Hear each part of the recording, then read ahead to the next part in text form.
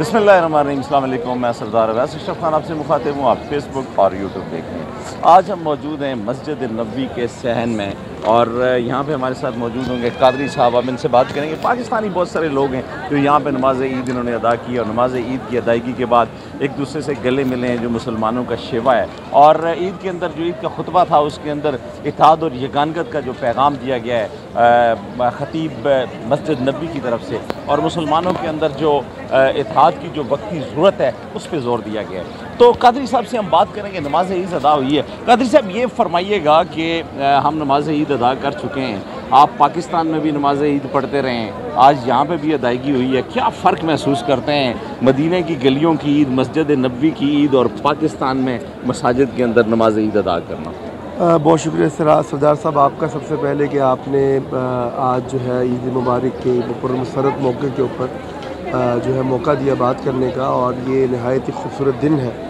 और ईद उल फितर जो है बेसिकली तो मुसलमानों के लिए एक वाकई ऐसा खुशियों का लम्हा है कि जहाँ पर मुसलमान जहाँ अपनी इबादत के ज़रिए सदक़ात और खैरात और ज़कात की तकसीम के बाद और अल्लाह और उसके रसूल को राज़ी करने के बाद उस दर पे खड़े हैं आज, जिस दर का ये पूरी दुनिया, ये पूरा आलम जो है उसका मंगता है, और हम भी उस दर के मंगते हैं। तो सबसे बड़ी जो रूहानियत की बात ये है कि ये मरकज़ है अमन व आश्ती का, ये मरकज़ है रहमतों की बरसात का, और ये मरकज़ है मोहब्बत और अमन का।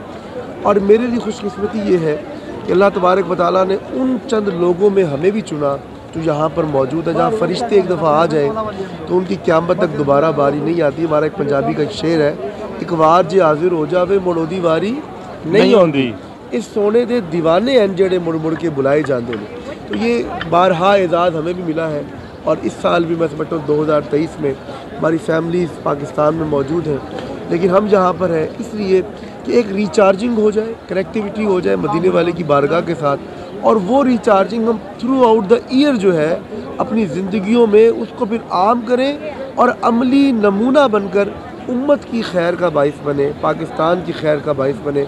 मैं समझता हूँ यही पैगाम है और यही सच्चाई है, जिस सच्चाई पे इंसान दुनिया में भी ज़िंदा है और आखिरत में भी इसी भीख के लिए इस दर की तरफ गामज़न होता है। और हमारी तो ये दुआ है, आप और हम जैसे जितने भी दोस्त अहबाब आज यहाँ मौजूद हैं, हमारी ज़िंदगियाँ कुर्बान इस मदीने की धरती पे, जब भी ज़िंदगी हो ईद यहाँ पर ही हो। अच्छा, ये फरमाइएगा कि पाकिस्तान में चूँकि आज 30वां रमज़ान है और इससे पहले जो ट्रैक रिकॉर्ड हमने देखा मुस्लिम उम्मा का, उसमें ये होता था कि सऊदी अरेबिया में 30 रमज़ान होते थे और पाकिस्तान में 29 होते थे। इस तरह थोड़ा सा इस मतलब थोड़ा सा रिवाइवल जो है वो तब्दील हुआ है, नेशनैलिटी से हट के बात हो रही है। सऊदीया में आज 29 रमज़ान हुए हैं और 30वें में अब ईद हुई है, जबकि पाकिस्तान के अंदर आज 30वां चल रहा है और 29 रमज़ान जो है वो नहीं हुए, और वहाँ पे ईद जो है वो एक दिन बाद है, यहाँ पे पहले है। एक चीज़ जो इनमें अभी जो अगर तसलसल देखा जाए तो पाकिस्तान और सऊदीया की ईद जो है वो एक दिन, बहुत कम दिन ऐसे होते हैं जिसमें आती है, लेकिन इस दफ़ा तो एक चांस भी था। तो क्या हो गया, आज अगर ईद हम इकट्ठी करते तो ज़्यादा बेहतर नहीं था?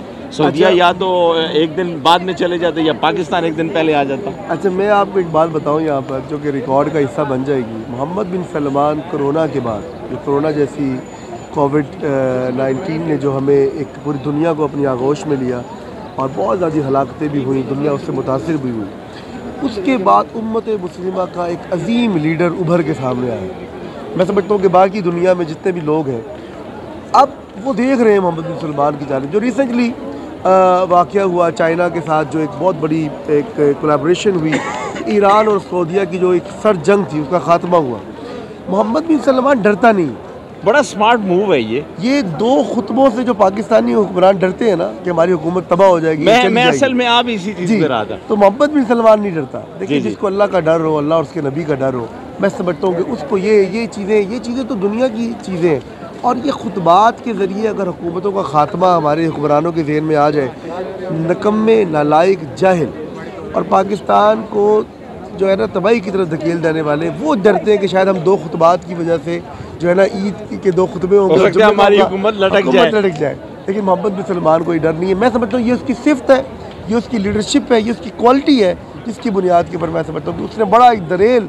और मैं आज आपके इस प्लेटफॉर्म से दुआ देता हूँ कि अल्लाह तबारक व तआला मोहम्मद बिन सलमान को मज़ीद जो है ना वो हिम्मत और हौसला अता फरमाए, और उम्मत मुस्लिमा की जो एक बड़ी ही पुरअमन शक्ल, देखिए मदीना 2004 का मदीना नहीं रहा, मदीना 2014 का मदीना नहीं रहा। अब ये मदीना जो है मुकम्मल तौर पर तब्दील हो चुका है। अब यहाँ पर कोई किसी को नहीं रोकता, कोई किसी से जो है वो उसके मसलक की बुनियाद के ऊपर उसको दुदकारता नहीं है, कोई किसी से तस्वीर कशी में उसको मना नहीं करता, कोई किसी की इबादत में, किसी के अतवार में, किसी के तरीके में खलल नहीं डालता। मैं समझता हूँ कि इस्लाम का हुस्न ये है, जो जिस तरह, जिस रंग में, जिस धुन में, जिस तरह रब की बारगाह में सरबत सुजूद हो जाए और आका की बारगाह में दरूद सलाम पढ़े, उसको उसी तरह करने दिया जाए। ये उस आशिक का अपना मिजाज है। वो कहते हैं ना किसी के हाल पे तंज करना, किसी के रक्स का मजाक उड़ा, जिसे चाहे जैसे नवाज दे। ये मिजाज इश्क़ रसूल है, तो वो इश्क़ रसूल के इस मिजाज को उसके मुताबिक चला रहा है। और वो मोहम्मद बिन सलमान का मैं समझता हूँ ये बड़ा ही दिलेराना और अक्लमंदाना फ़ैसला है कि उसने आज जुम्मतुल मुबारक भी इंशाअल्लाह खुतबा होगा, अभी भी ईद का खुतबा हुआ। अल्लाह ताला उसकी हुकूमत को, उसकी सरबराही को खैर के साथ, उम्मत मुस्लिमा की खैर के साथ दायम रखे और जारी और सारी रखे। आमीन। जी हाँ, आपने कादरी साहब के जज्बात सुने और इन्होंने मुसलमानों के हवाले से, ख़ासकर इन्होंने इस लीडरशिप के हवाले से मोहम्मद बिन सलमान की बात की कि उन्होंने उम्मत का लीडर होने में कैसा एक स्मार्ट मूव लिया और अब कैसा मदीना है, पहले वाला कैसा था, अब वाला मदीना जो है वो कैसा है। अब तक के लिए इतना ही, मिलते हैं अगले वीडियो।